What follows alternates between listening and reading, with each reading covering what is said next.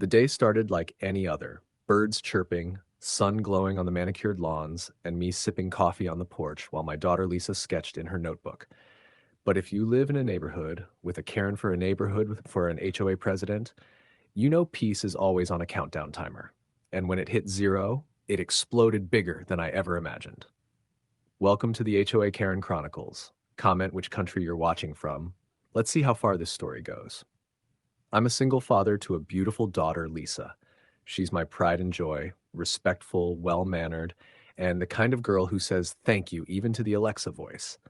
I don't joke about her. I work double shifts just to make sure she never lacks anything. Our bond is unshakable. But in every neighborhood story, there's always that one villain who wants to destroy what's good. Ours is Ruth, the iron-fisted HOA president with the personality of expired milk. Ruth fined people for everything. $50 for leaving a bike on the porch, $75 for a flower pot that didn't match the community's color scheme, and my personal favorite, a $100 fine to Mr. Thompson because his dog barked 3 times in 1 minute. 3 barks, Ruth claimed, violated the peaceful sound ordinance.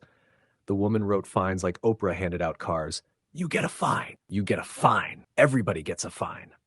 I never bowed to her petty rules, and that made me her enemy. Lisa couldn't stand her either, once whispering to me, Dad, Ruth's face looks like it's allergic to happiness. I laughed so hard I nearly choked on my sandwich. But beneath the humor, Ruth hated us with the kind of bitterness you could use to pickle cucumbers. Then came Tuesday. Calm skies, gentle breeze, and a black sedan rolling down the street like it came out of a detective movie. Out stepped 2 men and 1 woman, all dressed in black. They knocked, flashing badges. Child Protective Services. Ruth had reported me as an unfit father. The woman in black spoke first, her voice sharp enough to slice the air. Mr. Carter, we've received multiple reports that your daughter is being raised in an unsafe environment. We need to assess the situation immediately. I blinked. Unsafe? Lisa was standing right behind me with her sketch pad, wearing her world's best daughter hoodie. She looked at them like they were aliens that had crash-landed on her afternoon. What are you talking about? I asked, trying to keep calm. My daughter has straight A's, a room cleaner than a hospital ward, and she volunteers at the animal shelter every Saturday. Who said this nonsense? They exchanged glances.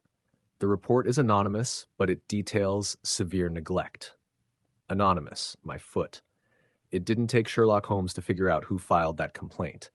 Lisa whispered, It's Ruth, isn't it? I gave her the classic dad look that meant, don't say it out loud, but yes. Neighbors started gathering, phones out, popcorn metaphorically popping. Mr. Thompson yelled from across the street, That girl's more responsible than most adults here. You people are wasting your time. Even Mrs. Lopez, who normally stayed neutral, called out, She tutors my son for free. Don't you dare take her away. But the CPS crew wasn't budging. The taller man said, We still have to follow protocol. We'll need to inspect the inside of your house. My stomach dropped. Not because there was anything wrong, my place was spotless, but because the thought of strangers judging my home felt like Ruth's dream come true.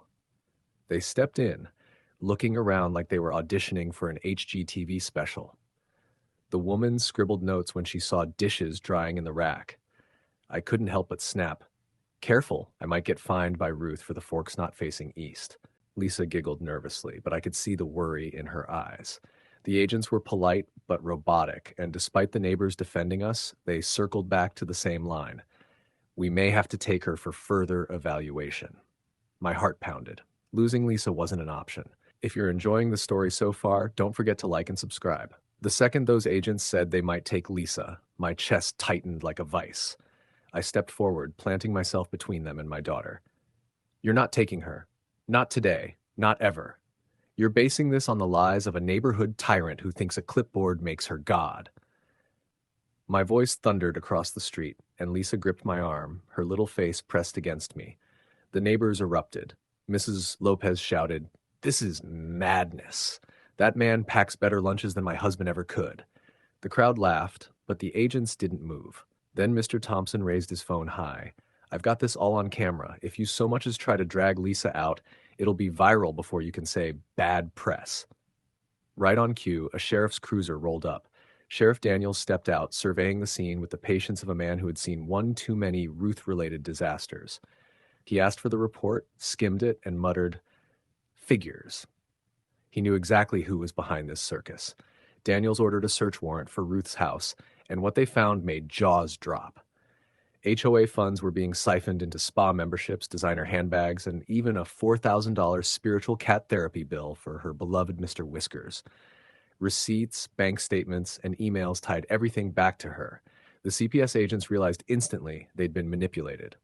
Filing a false child abuse report is a serious crime under Penal Code Becker 11172, which makes it a felony to knowingly submit false allegations.